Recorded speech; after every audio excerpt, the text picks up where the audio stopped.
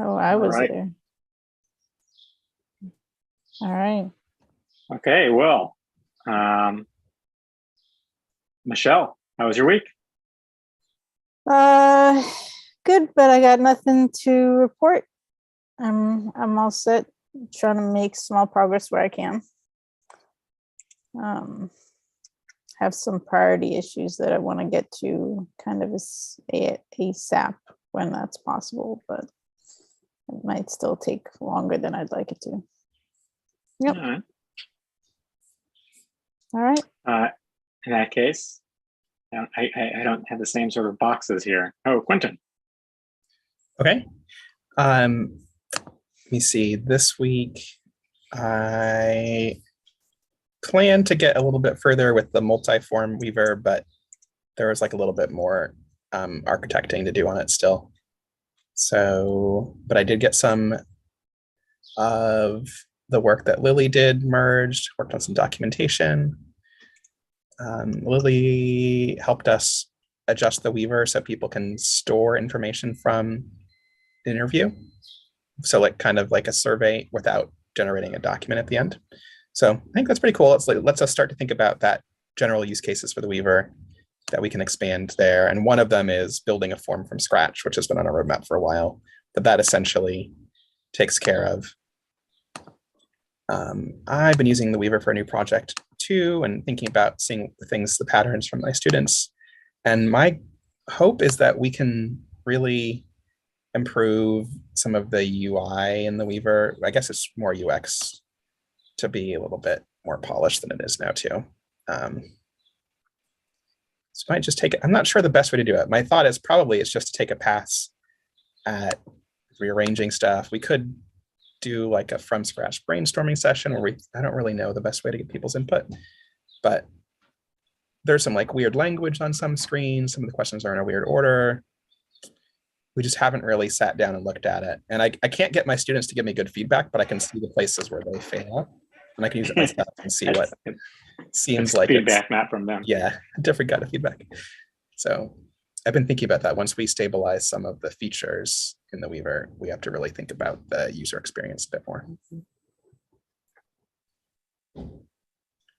But I'm all of our partners have started using, or our legal aid partners have at least gone through it once by themselves, right? Yeah, that would be a good source of feedback. You're right. That's a good point. Yeah, I was just like if they've all already used it once, it might not be as effective. But I was gonna say be like, oh hey, like before you start using it, like we're curious to see how we can improve it. So just like your first run through, we can either you can record it individually or like we can just sit and be silent and watch them on a Zoom or something to it if they're okay with that. That's a good idea. That's a good way to get feedback too. What do they try to go to do different tasks? Just having them narrate their process would be really good. Maybe something we could also do is just like, because part of it is features that are there and that aren't there, and then think about like how to order them.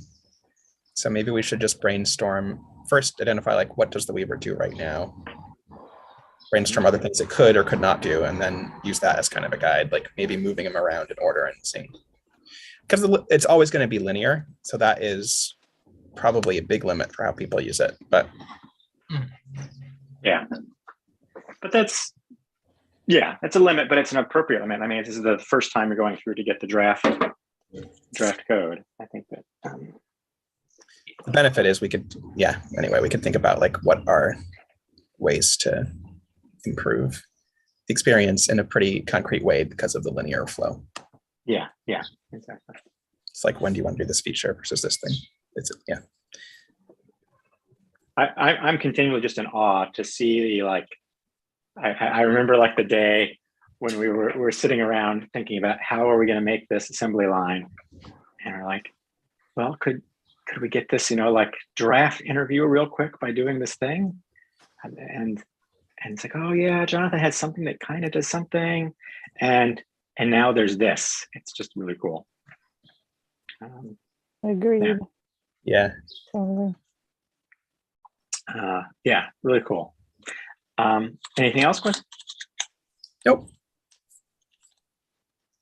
All All right, Bryce. Yeah, so most of this week I spent doing a large but necessary refactor on the e-file proxy, which should be the last of like the really big ones, and it was just one that had been on my plate for a while because the original way I had designed it, I neglected to think about how people would use multiple different Tyler jurisdictions at the same time.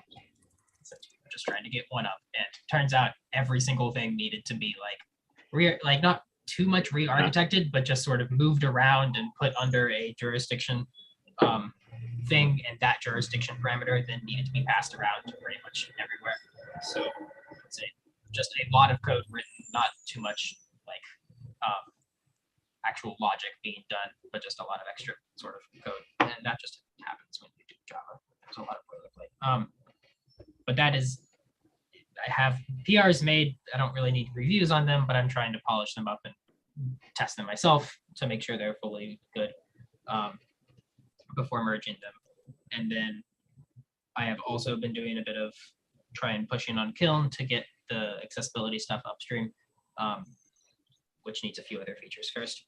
And I've just started, I was gonna say, this is the one thing that I might need help with, is I just started trying to look into how to officially document the e-file, at least like the API, since we're gonna need to probably document both the API and a bit more of the practical, like what do you actually do to set up a DocAssemble interview. And I am still confused about like Swagger and Open API, since it does seem like a good place to do it, but Swagger it's one of those weird companies that is open. I think I assume it's just one of those weird companies that's like open core, where some of the stuff you can do, and then everything else they're doing is trying to sell you something, and it's hard to try and figure out what are they trying to sell me and what are they not trying to, like what are they just saying I can do. And so that just might be like, I don't know. I know you already have like a Swagger thing built. Because you're allowed one free one. You're allowed one free one. Oh. Okay. So you have to use a different email address at least. That's fair. We can do that. Okay. They are different projects, although I guess I don't know what they're. Is there anything else that's like? Oh, that might be what you're going to say. Sorry. Open API is a spec, right? It's not just Swagger. Oh, are you having trouble hearing? Yeah, you cut out for a second. Is there anything else that's something? Does anything else implement the Open API spec?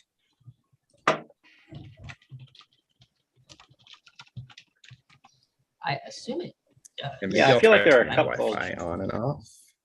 Yeah, I think there are a couple other places that do something.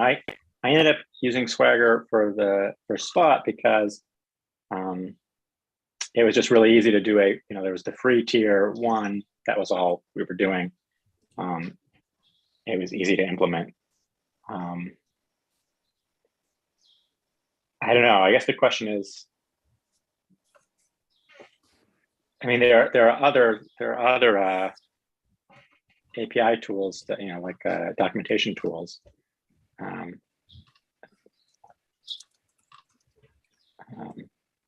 Yeah, I don't know, Bryce, maybe you and I should talk a little more in a different context. Okay. Okay, we can do that. Because we can talk about like what is it you want to do that you have questions about being able to do, and we'll see how that works. Okay.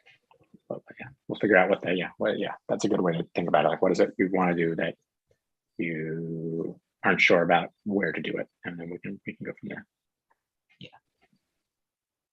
Okay. And then also, I mean, the real thing is to like think about it from the developer eyes. Like, if you were going to be using it, what would you want to see? Because you're like a very good stand-in for that user, since you are user 1.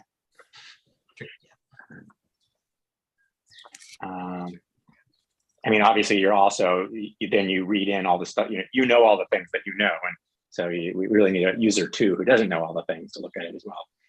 Maybe I can but you have a good idea of what you want the end result to be, as far as work product, not documentation. All right, cool. Anything else? Nope. I neglected to reach out to Tyler because I didn't put it on my to-do list. And when that happens, things just disappear. I have waited long enough now that I do not want to send it to them on Friday afternoon. So I will schedule an email to go out on Monday because I don't want it buried in the black hole of Friday afternoon. So that's my main thing. Yes, my week has been oddly taken over by end of the semester duties, some of which I will remind folks about in a different format. Yeah, all right. Anything else people want for stand-up? I was going to say also relevant. I did meet with Matt. Finally, we got our schedules synced on Wednesday, and I have some notes essentially from that meeting. But I think the biggest thing to get the appearance ready for e-filing stuff is less the e-filing stuff and more being able to integrate the fee waiver into the appearance in the same interview, since that's something Matt hadn't done. Yes, so that was something I offered to do for him, and we'll see if I can get it done before our Monday meeting with Cool. the partners. But that's just the plan. All right. All right. Well then, Quentin, you want to